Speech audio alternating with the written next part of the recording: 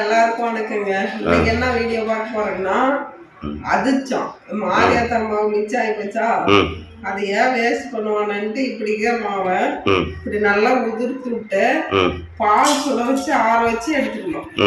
இந்த பாலை ஊற்றி இப்படி பதிச்சுட்டு இதுல வந்து சுக்கு ஏலக்காய் எல்லாம் போட்டதுனால இப்ப எதுவும் தேவையில்லை, பால் மட்டும் ஊற்றி பிசைஞ்சிக்கலாம். இப்படி நல்லா உதிர்த்து விடணும். உதிர்த்து விட்டு பாலை ஊற்றி பிசைஞ்சிக்கலாம். இப்போ என்ன பண்ணும் பாருங்க, பால் பால் அதெல்லாம் தேஞ்சிருக்காச்சு. பால் அப்போ தேணுமா? ஆமாம், நல்லா பிசைஞ்சு கொஞ்சம் கொஞ்சமாக ஊற்றி ஊற்றி பேஞ்சிக்கிட்டே இருக்கணுமா? ஆமாம், கொஞ்சம் கொஞ்சமாக ஊற்றி பதமாக பக்குவம். அம்மா என்ன செய்யற? அம்மம்மா அதிர்ச்சி செய்யலாமாட பட்டும். ஓகே, அதிர்ச்சம் அதிர்ச்சம் சாப்பிடலாம். சீக்கிரம் செய்யட்டா? ஓரளவுக்கு பேஞ்சாச்சாட்டுங்க. ஆமாம், ஓரளவு பால் ஊற்றி ஊற்றி பேஞ்சிக்கணும் நல்லா நெய்ஸாக. ஆமாம்மா, கிட்ட போனால் கடிச்சிடும்.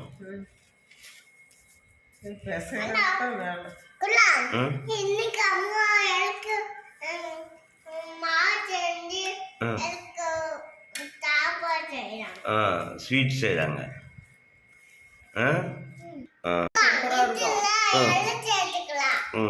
அப்படியா?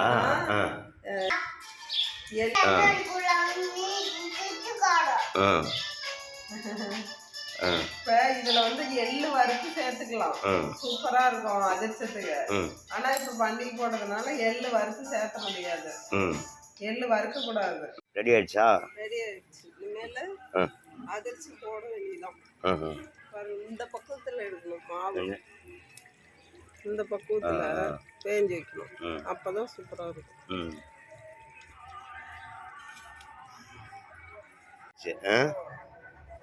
எப்படி பண்ணுறாங்கன்னு பார்ப்போம். ஓட்டு போட்டு இப்படி சாம்பிள் விட்டு உடனே எண்ணெய்க்குள்ள போயிடும். அது புஷ்ஷுன்னு எந்திரிக்கணும். மழை தான் வர மாதிரி இருக்குது. இப்போ தோட்டத்தில் வச்சு செய்யலான்னு ஆரம்பித்தா மழை வருது. மழை வருது. இப்போ அப்படியே வந்து அப்படியே புஷ்ஷுன்னு மேலே எழுந்திரிச்சுக்குது.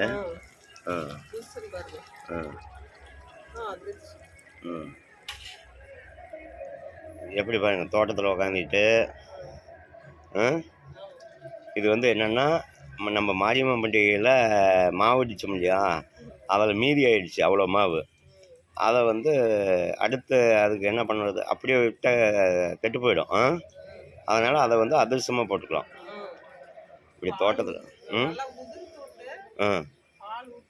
பால் ஊற்றி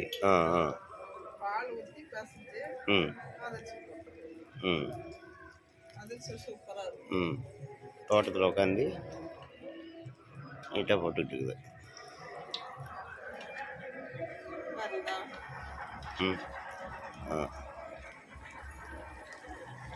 சூப்பர்.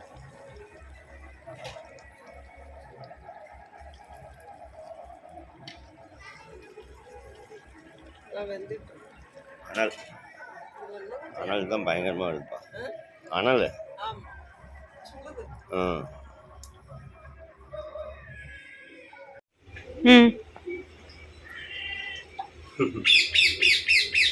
அந்த கரண்டி அந்த அளவுக்கு தள்ளிட்டா. சரி, சூப்பரான அதிர்ச்சம் போட்டு எடுத்தாச்சு. இப்போ வந்து அரிசியில உப்பும் மிளகாயும் போட்டு அரைச்சாச்சு. ஏன்னா குழந்தைங்க சாப்பிட்றதுனால எடுத்து வச்சுட்டு சாப்பிட முடியாது, அதனால இதுலயே போட்டு மிளகாய் அரைச்சாச்சு. இதுலயே போட்டு மிளகாய் அரைச்சாச்சு. அரிசி இது வந்து அரிசி மாவு.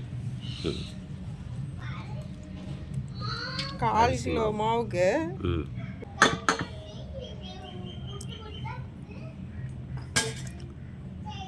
இதுலயே தண்ணி ஊற்றி கலக்கி ஊற்றிக்குவோம். சோடாப்பு சோடாப்புனா எப்பவுமே கம்மியாக தான் யூஸ் பண்ணுவேன்.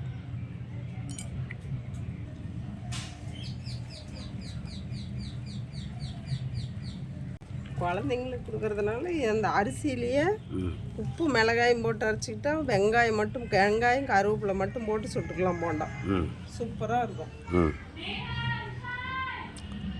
எப்போவுமே அரிசி போண்டா சாப்பிடாதவங்க ம் ஃபஸ்ட்டு 1/4 கிலோ மாவு கடலை மாவுக்கு ம் 1 டம்ளர் சின்ன டம்ளரில் 1 டம்ளர் மட்டும் போட்டு சுட்டு சாப்பிட்டு பாருங்க. அப்புறம் கொஞ்சம் சேர்த்துக்காங்க அரிசி. ம் ம் எங்களுக்கு இது பழகிடுச்சு, ம் அதனால சரி அரிசி போடுவோங்க. அரிசி மாவு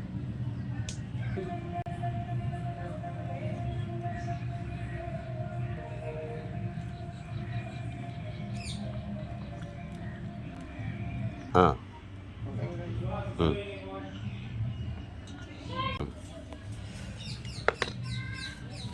கருவேப்பிலை உருவி அலசிட்டு வச்சாச்சு. ம் அவ்வளோதான்.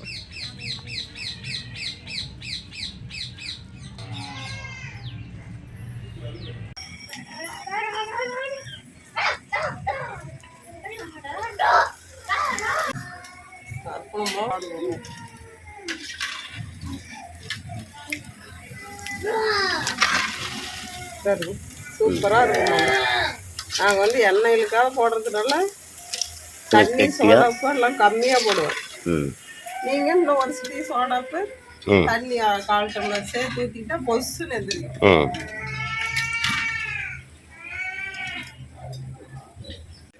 பாருங்க சூப்பராக ம் அரிசி மாவு போண்டா. அரிசி மாவு போண்டா. அரிசி மாவு போண்டா ரெடி. ம் சூப்பரான அரிசி மாவு போண்டா ரெடி. சாப்பிட்றதுக்கு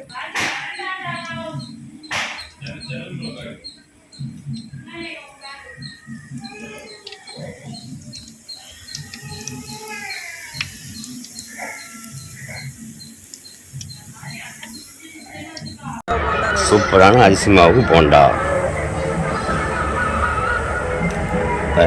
சூப்பரான அரிசி மாவு போண்டா சூப்பராக இருக்கும்.